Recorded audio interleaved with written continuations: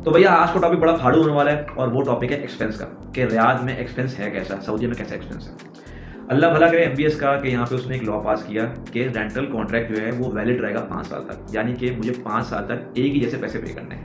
यकीन करो अगर ये कॉन्ट्रैक्ट नहीं आता ना तो हमारी चिर जानी थी, तार तार हो जानी थी, क्योंकि रेंटल की जो कॉस्ट है ना यहाँ पे भैया वो फाड़ देती है, नंबर 1।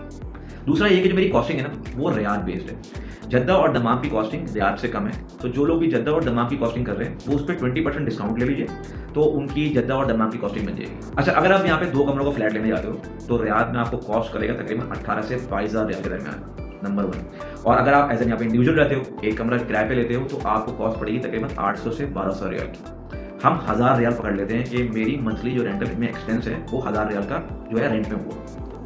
तो नंबर 2 एक्सपेंस जो है वो है ग्रोसरीज का।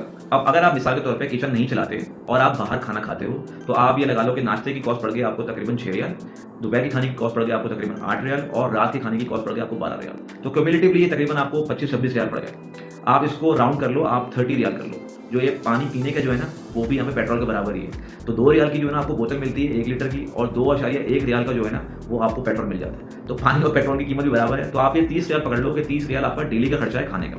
अब आप इसको मल्टीप्लाई कर लो 30 से, तो ये बन गए आपके तकरीबन 900 रियाल। अच्छा, मैं यहाँ पे एक पॉइंट और क्लियर कर दूँ, अगर आप किचन खुद चलाते हो तो आपको ज़्यादा सेविंग नहीं कर सकते, बट हाँ ये हो सकता है कि आप यहाँ पे साफ सुथरा खाना खा लो। सफाई यहाँ पे होटल में भी है, मगर आप मजीद साफ सुथरा खाना खा सकते हो अगर आप किचन अपना खुद चलाते हो। नंबर 2, तो यानी कि आपका 1000 रियाल आपको हो गए ग्रोसरीज के, 1000 रियाल होगा आपके रेंट के। फिर बात आती है यूटिलिटीज़ की।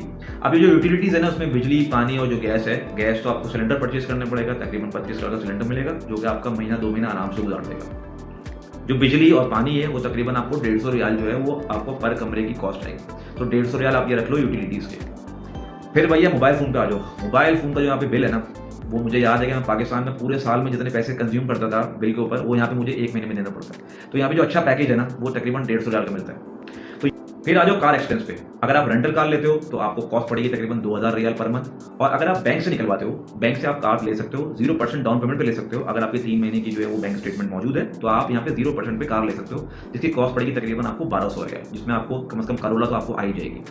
तो भैया ये तो टोटल बन गया 4000 रियाल।